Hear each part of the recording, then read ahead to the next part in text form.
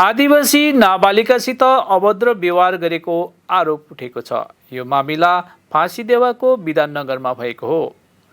प्राप्त जानकारी अनुसार सोमबार नाबालिका घरमा एक्लै थिइन्।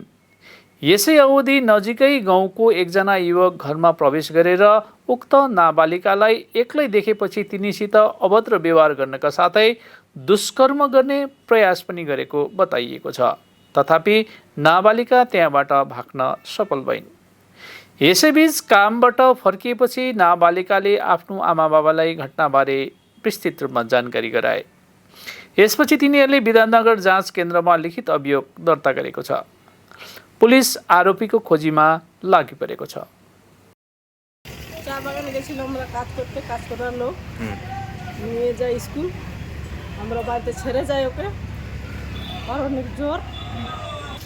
তারপর জানি না 12টা শুনতেছি মেয়েটা এরকম ঘটনা, তাই আমরা একটা লিস্টিকেশন দিলাম থানায়। আমাদের কিছু সাহায্য করো, যেন আমরা শাস্তি দেই, ওরা যেন আরও না বাড়ে, এরকম আমার মেয়ের মতো অন্যজনকে যদি না করে, তাই আমরা শাস্তি দিতে চাই ওকে।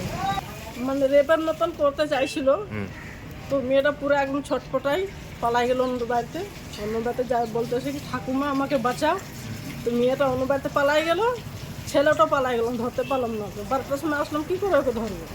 এখানে কেন শাস্তি দেবো?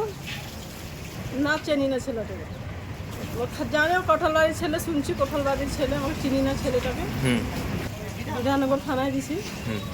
আমি তো কাজে গিয়েছিলাম তো তখন কাজ থেকে 12টায় প্রতিদিন আমি মানে খাওয়া দাওয়া করতে আসি। তখন আমার দাদার মেয়ে আছে, আমার বাড়িতেই থাকে। তো ওই দিন সেদিন খুব জ্বর, কালকে কি 3 তারিখ ছিল, 2 তারিখ ছিল না? হ্যাঁ 2 তারিখ।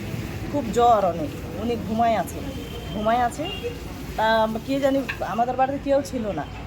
তো একটা লোকটা হয় রাজবংশী, ওই লোকটা আসে, মেয়েটার উপরে বাড়িতে ঢুকে জোর করে মেয়েটাকে ধরাধরি করে, জোর করতে। তো মেয়েটা কোনো মতো মনে জানটা বাঁচায়, ও বাড়াই গেছে।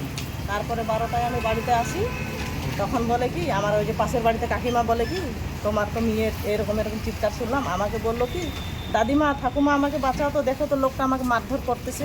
আর মেয়েটার কিন্তু বয়স 12 বছর। ও জান বাঁচায় মানে ও পালায় চলে গেছে অন্যদের বাড়িতে। তখন আমি মেয়েটাকে খুঁজলাম, 12:30 বাজে গেলো, কোথায় গেলো খুঁজলাম। তখন কাকিমার বাড়িতে পাই, মেয়েটাকে যায় ধরে উঠায়, বলি যে কী হলো মা? বলতেছি কি যে মাসিমা দেখো তো লোকটা আমাকে মারধর করতেছে, মারধর করে যে জোরাজোরি এরকম করতেছিল। আমাকে খুব ভয় লাগছে, খুব ভয়ে মেয়েটা কান্না করতেছে।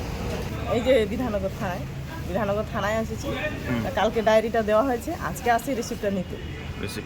হ্যাঁ, পুলিশ আমাদেরকে ডাকছে, ঠিক আছে মেডিকেল রিপোর্ট এগুলো হবে, এগুলো হয়ে তারপরে কেসটা নিবে বলছে। না ছেলে হলো মনে কর 35 বছর উপরে, আর মেয়েটা আমার 12 বছর। হ্যাঁ পালিয়ে গেছে।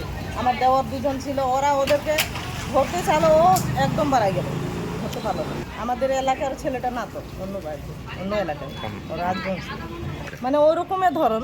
এখন মনে বাড়িতে কেউ নাই দেখতেছে, ওর তো মনে হয় মনে বিচারে অন্যই ছিল বলে তো ও পালাই গেছে। নাহলে বলতো যে না মেয়েটাকে আমি আর কি করলাম বলে, দেখো তো এরকম মেয়েরা বলতেছে। ছেলেটাও পালাইলো, মেয়েটা এদিকে পালাইছে, কান্না করতেছে।